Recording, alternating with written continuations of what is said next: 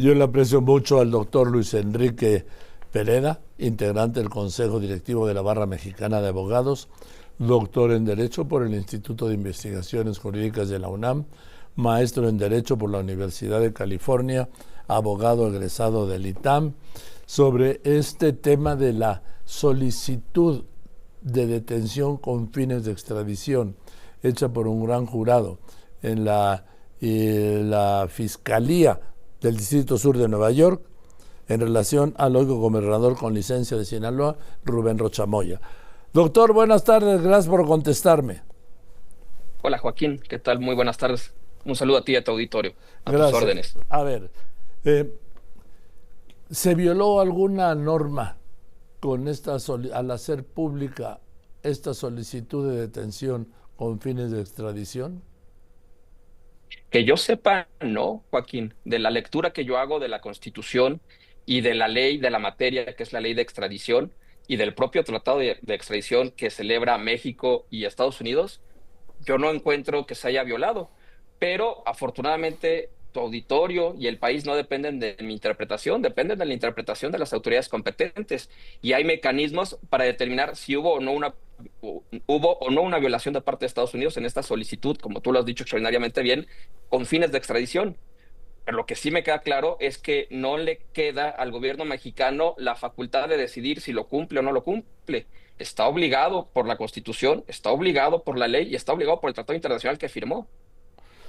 O sea, eh, ¿es todo legal esta solicitud de extradición con fines de extradición, aunque se haya dado a conocer el documento de 34 cuartillas o 34 páginas que viene de la Corte Federal del Distrito Sur de Nueva York, derivado del Gran Jurado, y que confirmó No nos el toca, director de la DEA?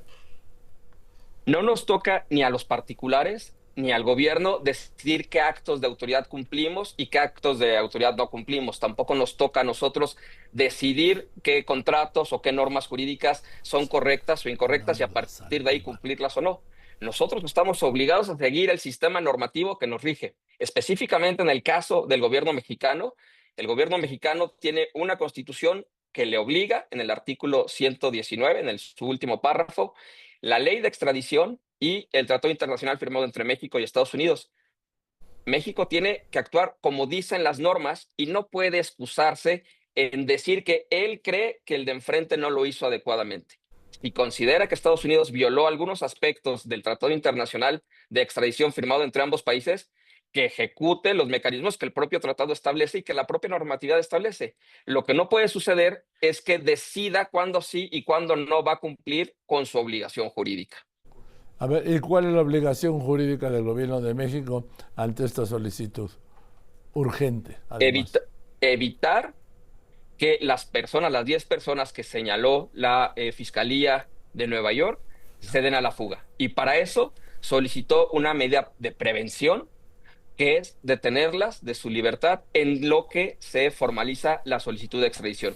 Y eso no es una solicitud caprichosa o arbitraria del gobierno de Estados Unidos, está fundamentada de nueva cuenta en la ley de extradición y en el tratado bilateral. México lo que tendría que hacer es, como hasta ahora ha sucedido, Relaciones Exteriores lo recibe, lo turna a la Fiscalía General de la República y la Fiscalía General de la República le debería de solicitar a un juez de distrito que establezca esa medida de prevención para que estas personas no se den a la fuga durante un plazo máximo de 60 días naturales y durante ese plazo el gobierno de Estados Unidos debería de aportar los elementos para formalizar la extradición y después eventualmente ejecutarla. Lo que no puede suceder es que el gobierno de México decida qué parte sí le gusta y qué parte no le gusta, qué parte sí cumple y cuál no, por muchas razones. Razones, algunas, si tú quieres, muy sofisticadas y otras muy prácticas y muy elementales. Reducidas a su mínima expresión, un tema de legalidad y, por supuesto, tú lo decías justo antes del corte, Estados Unidos pues no se va a quedar cruzado de brazos esperando a ver si hay buena voluntad para cumplir o no. Hay una serie de procesos siempre corriendo entre la relación México-Estados Unidos. Uno de ellos, muy importante, la revisión del TEMEC, la revisión que empieza ahora el 26 de mayo del tratado comercial más importante de nuestro país. Y pues seguramente todo influirá en el ánimo del negociador. A ver, doctor Enrique Pereda, lo que me quiere decir que deben detener a los 10 solicitados por Estados Unidos por el La simple hecho de fiscalía, haber, por el simple hecho de haber solicitado su detención con fines de extradición. sí, la Fiscalía General de la República debe de solicitar al juez de distrito competente la detención provisional. También es muy importante no perder de vista esto. Estas personas, estas 10 personas son inocentes hasta que no se les demuestre lo contrario. Sin embargo, México aceptó firmar un tratado donde cuando lo solicite la contraparte, en este caso Estados Unidos, tiene la obligación de evitar que se den a la fuga y la medida de prevención que solicitó Estados Unidos es privarlos de su libertad hasta por un plazo máximo de 60 días. A ver, en el tema del fuero, Arturo Saldívar, que es el actual coordinador general de política y gobierno de la presidencia, expresidente de la Corte, dijo: es incorrecto lo que han publicado ciertos medios en el sentido de que un gobernador y un presidente municipal con licencia siguen teniendo fuero. La inmunidad procesal, dice mal llamada fuero, bueno, si se lo conoce, es una garantía de cierta categoría de servidores públicos para evitar que sean procesados penalmente sin que la Cámara de Diputados emita una declaratoria de procedencia que levante la inmunidad procesal. En los términos habla del 111. El fuero, el mal llamado fuero que dice antes, protege a la función, no a la persona. Quien obtiene una licencia ya no ejerce la función, por tanto, puede ser detenida como cualquier persona, pues ya no goza de la inmunidad procesal. Hay precedentes del Poder Judicial Federal en este sentido. Te pregunto, doctor, pero tiene fuero el gobernador con licencia de Sinaloa, ¿tiene fuero el presidente con licencia de Culiacán? La respuesta es no. Es cierto, el mal llamado fuero, efectivamente, es una inmunidad procesal penal, es una herramienta para ejercer el trabajo, la chamba, el cargo público.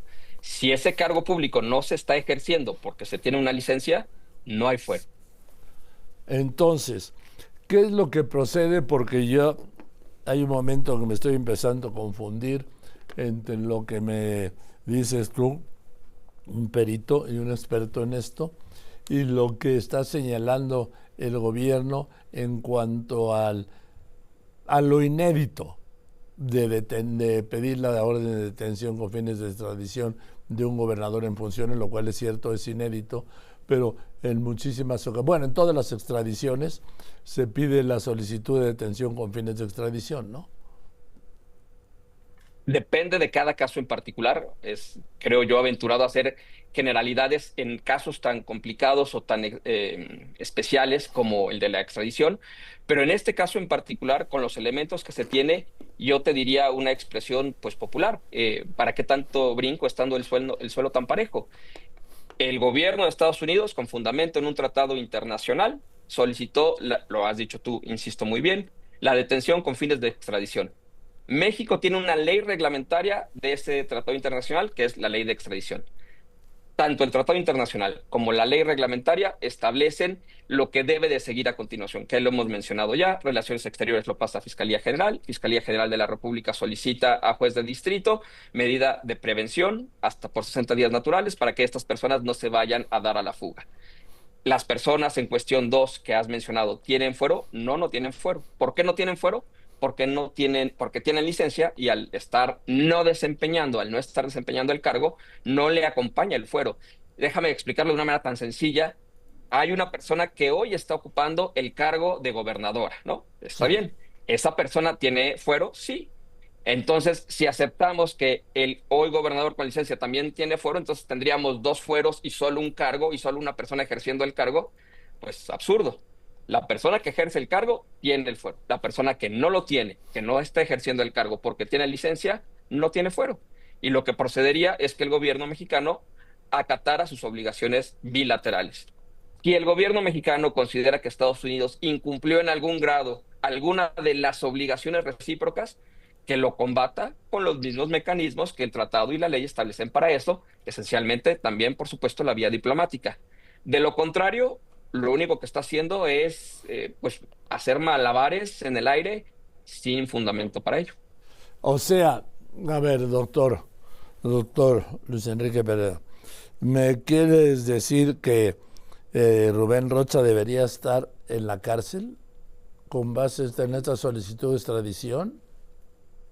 No en la cárcel, Joaquín, tendría que estar privado de su libertad para evitar que se diera la fuga a partir de una solicitud con fines de extradición de Estados Unidos, con fundamento en lo que establecen los artículos de la ley de Bueno, extradición. y pero con todo, perdón mi ignorancia, ¿dónde se le priva de la libertad? Puede ser en su propio domicilio, no tiene que ser en una cárcel, puede ser en su propio domicilio. Al ser una medida de prevención, puede ser en su propio domicilio, confinado a que no pueda salir de ahí para que, insisto, no se actualice el riesgo de fuga. Entonces, ¿sí está bien armado este procedimiento o le ves alguna falla, doctor? Afirmar cualquiera de las dos cosas en este momento, Joaquín, sería temerario porque no se conoce toda la información. Pero con la información que ha difundido el propio gobierno mexicano y el gobierno de Estados Unidos, yo, insisto, no veo posibilidad de otro camino más que el que ya se ha mencionado en esta conversación. Eh, no puede evitarse este procedimiento porque dice la misma fiscalía y el gobierno que no han aportado las pruebas. Las pruebas se tendrán que aportar, por supuesto que sí, en su momento procesal. Este solo es el inicio. En este momento solo se ha presentado la solicitud para que estas personas no se den a la fuga. Esto encuentra fundamento en la norma jurídica mexicana y el gobierno mexicano tendría que proceder en este momento. ¿Eso es el final de la historia? No, por supuesto que no. Vienen muchos más procesos, vienen muchos más partes del proceso. Una de ellas será aportar pruebas, sí, por supuesto. El detenerlos en este momento no quiere decir que ya en automático serán extraditados. El detenerlos en este momento es reconocer que hay un principio de presunción de inocencia que no se rompe, es reconocer que a juicio de Estados Unidos existe un riesgo de fuga y es reconocer que existe la obligación del gobierno mexicano de evitar esa fuga con una medida de prevención, una medida preventiva de confinarlos en su libertad, no en una cárcel, sino en cualquier otro Bien. inmueble, como su propia casa, para que durante un plazo de 60 días continúe, en naturales, continúe el proceso. Ahora, esto que me dice el doctor, de que Estados Unidos considera que hay peligro de fuga, ¿no? Vamos, lo traduzco. Eh, no lo debe de decidir finalmente la fiscalía o el juez ante el cual se llevaría el caso, el juez de distrito. Quien lo tendría que decidir en última instancia sí es el juez de distrito, pero en este momento no. En este momento lo que procede es actuar conforme, lo he dicho ya, las normas jurídicas aplicables al caso lo solicitan. Si están mal hechas las normas aplicables al caso, No, ahí si es otra son de cosa. hace casi 50 años, es una historia completamente diferente. Hoy es derecho positivo. Pero al tratado bilateral se le han hecho muchos ajustes. No lo suficientes, aparentemente. ¿No está considerado este? No. Bien, doctor, pues seguiremos hablando y vamos a ver qué es lo que sucede. Gracias, doctor. Te mando un abrazo. Muchísimas gracias a nombre de la Barra Mexicana. Un gusto platicar contigo y con tu auditorio. Al contrario, doctor, el doctor Luis Enrique Pereda, integrante del Consejo Directivo de la Barra Mexicana Colegio de Abogados.